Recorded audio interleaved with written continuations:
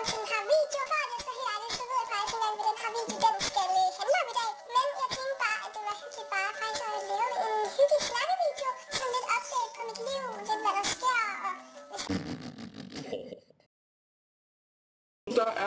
Der er det mandag den 18. december, klokken den er 16:31. Det er allerede mega mørkt udenfor. Men jeg sad og spurgte mig mega hyggeligt juletræ. Jeg tænkte i dag, at det var hyggeligt bare lige at lave en lille update på mit liv. Ikke at det skal blive den længste video, men det er også snakkevideoer, så det håber jeg, at I synes. Og i dag, der har vi altså også Mini med på sidelinjen, og det byder jo allerede ind til den første. Mini er her stadigvæk, og Mini har det godt. Mini, hun er, 8 år nu faktisk, tror jeg. Så det er jo ret gammelt, men hende ser man ikke så meget på min kanal. Jeg har stadigvæk, og det er altså også Tulle, jeg har faktisk ikke Tulle så meget med videoen mere, for jeg ved ikke helt, hvad jeg skal lave, hvis jeg har både Tulle og Mini med, andet end måske vlogs, hvor jeg lige tager med på sidelinjen, eller sådan noget. Tulle er 8, og de har det godt, og de har stadigvæk, og alt er bare som det plejer, og alt er som det skal være. Så det er jo meget godt. Men så tænker jeg, at vi skal dykke ind i noget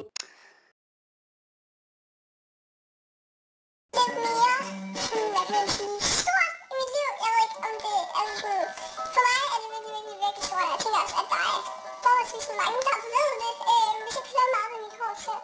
Er det fordi, det behøver jeg ikke kommentere på. Der sker noget rigtig stort for mig, og jeg er mega glad. Det er fordi, jeg har fået en kæreste. Ja, det tænker jeg nok de fleste ved. Der er så mange søde mennesker, som bare har bakket mig og Gus. og folk, de har været mega søde med os, men så vil der jo altid være nogen haters. Og det vil man aldrig, altså, det vil man ikke kunne undgå. Jeg tror, alle haters vil altid kunne vide.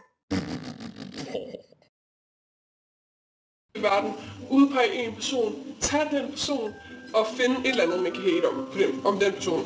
Og det samme har jeg også gjort om Gusser, som er min fantastiske kæreste. For mig er han jo perfekt, og jeg kan ikke se, hvorfor folk Og de siger alt muligt om ham, og at han er gay og sådan noget, og det er jo virkelig træls, og det er alle mine viden. Selvfølgelig er han ikke gay, når han kalder mig. Det giver nogen mening. Der vil altid være hate, og det tænker jeg. Jeg synes bare, at hatersen skal huske, at det, altså sådan, det er virkelig ikke okay, og jeg tror virkelig, at Jeg tror virkelig ikke, I er klar over, hvor meget det egentlig rammer os, og jeg ved, at I er søde. den vil ramme nogen. Men I sidder bare derhjemme og keder jer, måske er der noget, der selv gør jer på.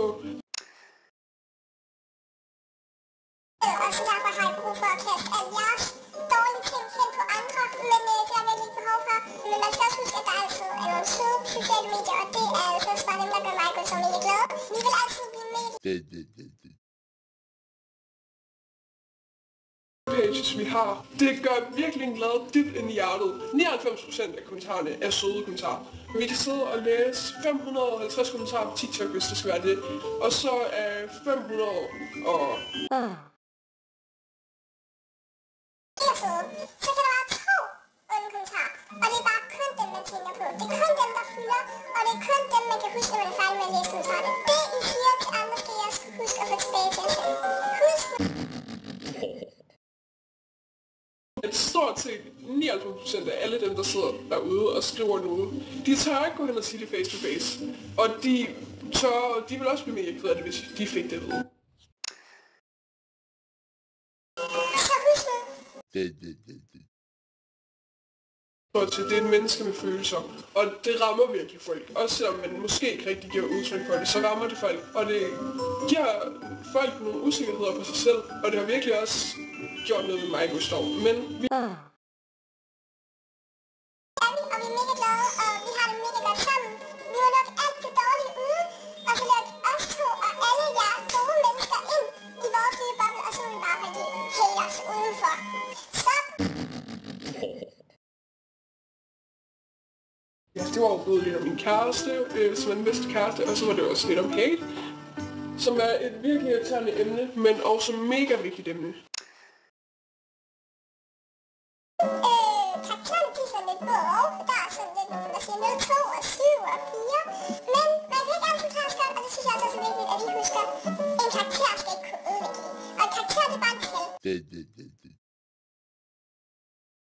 Jeg har fået den her karakter nu. Hvad kan jeg gøre bedre næste gang? Så det synes jeg lige skal huske. Fordi det er noget, jeg i hvert fald har tænkt på. Og så tænker jeg, hvis en teenager jeg tænker på det, så tænker jeg også, at der er rigtig mange andre, der også tænker det. Man kan ikke gøre...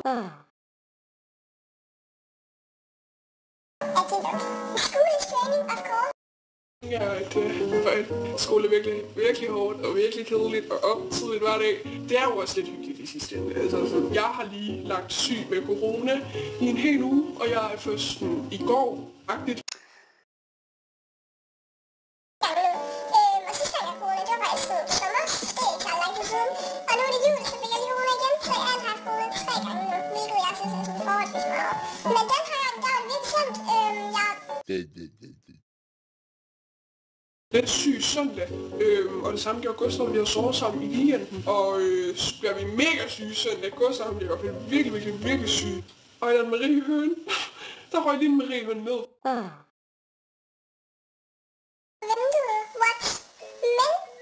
så skal jeg holde jul, og jeg skal holde jul med nærmest hele min familie i år. Der kommer lidt juleværk ud i år, men det er altså fint nok nogle gange, og det bliver sådan cirka hver andet år, der er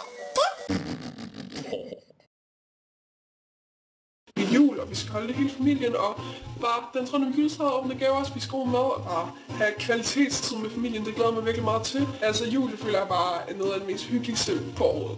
Altså jeg føler virkelig bare, det er sådan... Så det glæder mig virkelig meget til, og så nytårsaftensfri. I år skal jeg faktisk holde det med en af mine bedste venner, Freja, og min kæreste Gustav. Så det var også virkelig hyggeligt, og så skal vi... til os at spise, og så tager vi videre hjem til Freja og hygger, og så bliver klokken 12, og så er det 2024. Jeg er i chok, at det er allerede 2024 snart. Altså jeg føler, at det her år det er bare gået sådan her, især bare... Så jeg kom hjem på min nye skole her på Florensborg. De 2 år, jeg har været, det er bare gået sådan her seriøst. Jeg ved godt, og ikke helt studie nu, men den tid, der er gået nu, er gået sådan her. Altså, jeg føler alt er skidt på lugen. Jeg føler virkelig det. Det var bare fordi jeg har det så godt, fordi jeg har det virkelig godt med skole og gode veninder og venner, så det er jo mega dejligt. Jeg føler virkelig lige, at jeg har tømt hele mit hjerte, eller hvad man siger, hjerte, I don't know. Jeg har i hvert fald snakket ud om alt det, jeg lige føler, der er fyldt mest, og om alt det, jeg føler, der var allermest vigtigt. Jeg føler, der er nogle vigtige emner, jeg fik taget op. I hvert fald det der med hate og kæreste, og så alt andet jo egentlig bare sådan lidt hyggesnak. Men jeg sidder og snakker til, fordi jeg sidder bare på en stol og sådan, jeg sidder og hygger, og Mini ligger her, og det var sådan en hyggesnak, som jeg ville normalt have med mine veninder. Men det var jo egentlig bare sådan en helt normal updates-video. Hvordan jeg har det, hvad der sker, bare opdage det sådan lidt. Jeg føler det var meget hyggeligt, og jeg håber også, at I har syntes, at det var sådan meget lidt hyggeligt at se med på. Men jeg tænker egentlig bare, at det var alt for den her video. Så tusind tak fordi I så med, og så ses vi egentlig bare i næste video eller vlog, hvad det nu ender med. Hej! Jeg er selvfølgelig også lige til glædelig jul og godt nytår, det gælder lige alt om. Det er jo faktisk allerede den 18. december. Jeg er i chok over tiden, der går så hurtigt. Så glædelig jul og godt nytår. Jeg elsker jer selv, og tak fordi jeg er så fantastisk. Hej!